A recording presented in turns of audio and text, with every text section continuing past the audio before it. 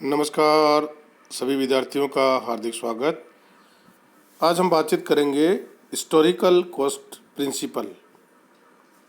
Historical cost principle ऐतिहासिक लागत सिद्धांत बहुत ही महत्वपूर्ण सिद्धांत है जो कि प्राइस लेवल जो होता है, चेंजिंग इन प्राइस लेवल,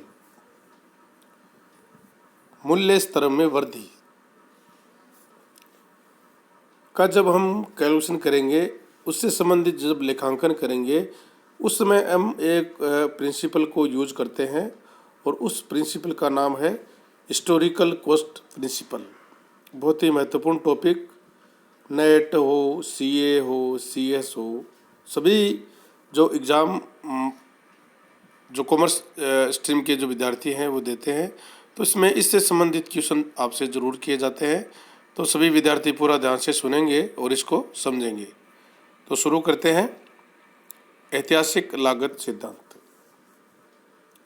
लेखांकन प्रक्रिया का मुख्य जो लक्ष्य है वो वित्तीय वर्ष के लिए लाभ हानि ज्ञात करना तथा वित्तीय वर्ष के अंत में संस्था की आर्थिक स्थिति ज्ञात करना होता है। लेखांकन प्रक्रिया का जो मुख्य लक्ष्य होता है वो होता है वित्तीय वर्ष के लिए लाभ हानि की गणना करना और वित्तीय वर्ष की अंतिम तिथि को संस्था की आर्थिक स्थिति का मूल्यांकन करना।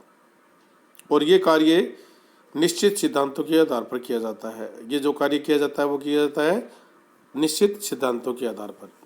इनमें प्रमुख रूप से दो सिद्धांत होते हैं, ऐतिहासिक लागत सिद्धांत, हिस्टोरिकल कॉस्ट प्रिंसिपल, और एक होता है मुद्रा माप सिद्धांत, मनी मेजरमेंट प्रिंसिपल। ये दो सिद्धांत हैं जिनके आधार पर हम संस्था की आर्थिक स्थिति और उसकी लाभ हानि की गणना करते हैं। अब बात करेंगे ऐतिहासिक लागत सिद्धांत की।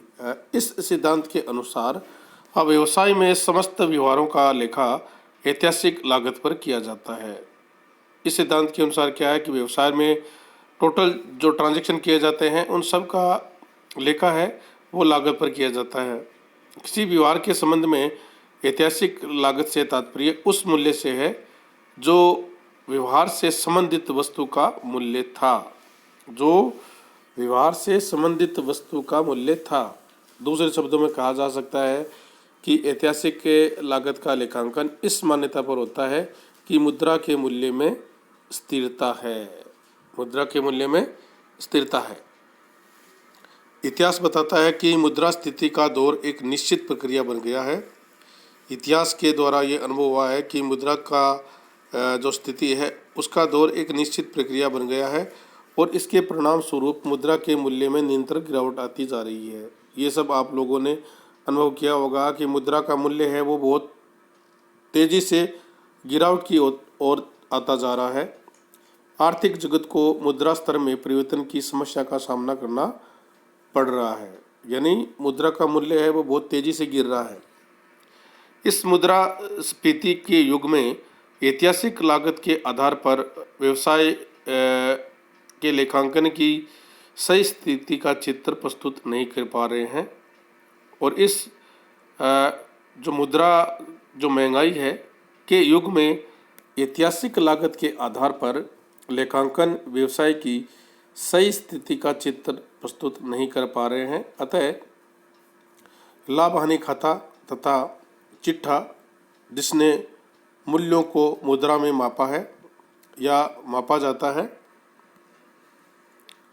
सही लाभ हानि और आर्थिक स्थिति को प्रकट नहीं करते हैं। अगर हम ऐतिहासिक लागत सिद्धांत के आधार पर लेखा करते हैं तो हमें व्यवसाय की सही स्थिति का सही चित्र प्रस्तुत नहीं हो पाता है और लाभ हानि खाता और चिट्ठे में जिस मूल्य में हमने मुद्रा को मापा था वो सही आर्थिक लाभ या आर्थिक स्थिति को प्रकट नहीं करते हैं।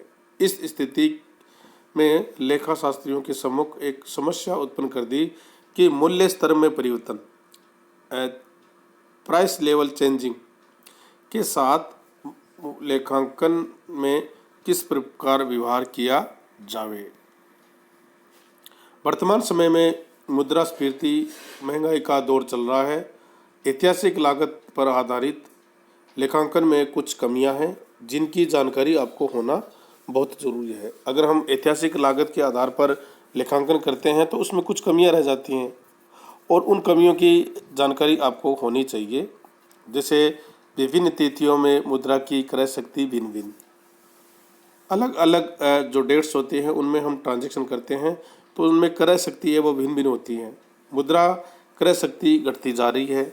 जो वस्तु जितने मूल्य में आज हम खरीद सकते हैं उसे हम उसी मूल्य में अगले 5 वर्ष बाद नहीं खरीद सकते। यह आपके सामने उदाहरण है कि जो वस्तु आज हम खरीद सकते हैं उसे हम अगले 5 साल के बाद अगर उसको परचेज करना चाहें तो उसको उसी मूल्य पर नहीं खरीद सकते हैं। इस बिंदु को मूल्य ह्रास और परिवर्तनशील मूल्य स्तर के आधार पर हम इसको समझ सकते हैं। जैसे देखिए, मूल्य ह्रास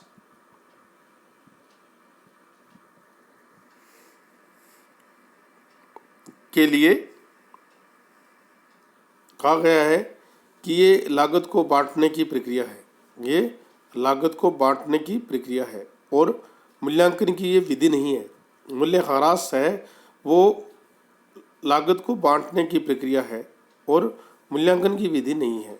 मूल्य ह्रास का एक दूसरा प्रयोजन और भी है और ये है कि व्यवसाय में उत्पादन क्षमता बनाए रखने के लिए कोषों को रोकना। व्यवसाय है उसमें उत्पादन क्षमता को बनाए रखने के लिए हमें कोषों को रोकना पड़ता है।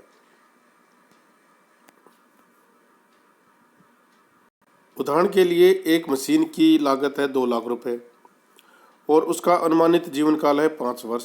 इसलिए उसका डेप्रिसिएशन कितना हो जाएगा, 2 लाख में 5 का भाग देंगे तो 40,000 रुपये मूल्य ह्रास है उसका आयोजन किया जाएगा। अगर हम 40,000 का मूल्य ह्रास का आयोजन करेंगे तो इसके परिणाम क्या होंगे। नंबर 1 तो ये होगा कि मशीन की लागत है वो 5 वर्षों में फैल जाएगी। यानी मशीन जो मैंने 2 लाख रुपए में खरीदी थी उसको 5 वर्षों में हम उसको फैला देते हैं, जिससे कि लाभों में इस मशीन का योगदान है। 5 वर्ष इस मशीन को हम यूज करेंगे तो जो लाभ है उसमें इन मशीन का भी योगदान है। इसलिए इस मशीन की लागत को हम 5 वर्षों में फैला देते हैं। लाभ हानि खाते से प्रति वर्ष 40,000 रुपये रोक ले जाएंगे, जिसके परिणाम स्वरूप क्या होगा कि मशीन के जीवन के अंत में विनियोग से 2 लाख रुपये वसूल हो जाएंगे। 5 साल के बाद हमें 2 लाख रुपये की राशि है वो वसूल हो जाएगी विनियोग से।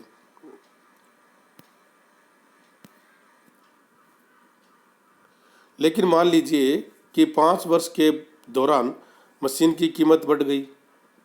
उत्पादन क्षमता बनाए रखने के लिए उसी मशीन की अब हमारी कीमत कितनी हो गई, 3 लाख रुपए। पहले अब जो 5 साल पहले हमने जो मशीन खरीदी थी उसकी कीमत थी 2 लाख रुपए, लेकिन 5 साल के बाद उसकी कीमत बढ़ गई है और हमें उत्पादन क्षमता बनाए रखने के लिए वही मशीन चाहिए और वो मशीन कितने मिलेगी अब, 3 लाख में।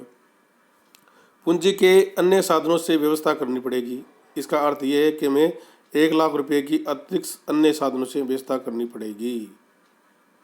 इसका अर्थ ये हुआ कि पूंजी से कंपनी ने 5 वर्ष जो मशीन खरीदी थी वह पूंजी कंपनी के पास कायम है, लेकिन मूल्य बढ़ जाने के कारण वह उस मशीन को खरीदने के लिए प्राप्त रुपए उनके पास नहीं है, क्योंकि मूल्य बढ़कर 3 लाख रुपए हो गए हैं।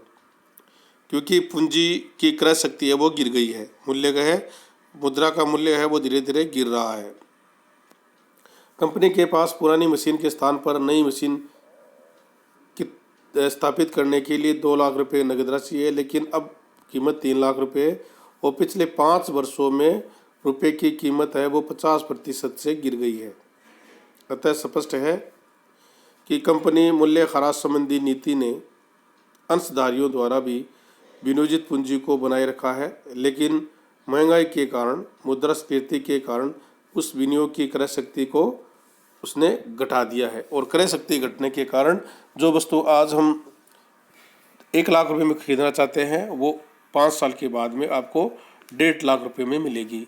वस्तु तो वही है, लेकिन मुद्रा की जो क्रय शक्ति है वो गिर रही है, लगातार उसमें गिरावट आ रही है और गिरावट के कारण ही जो वस्तु आज हम कम पैसे में खरीद सकते हैं उसको 5 साल बाद में हमें और अधिक पैसे में उसको लिए हमें पेमेंट चुकाना पड़ेगा, जो कि बहुत ही अलग स्थिति होने वाली है। अतः हमें प्राइस लेवल चेंजिंग अकाउंटिंग है वो किस प्रकार से करेंगे इसके बारे में आपसे हम बातचीत करेंगे। आप सभी का बहुत बहुत धन्यवाद। Thank you.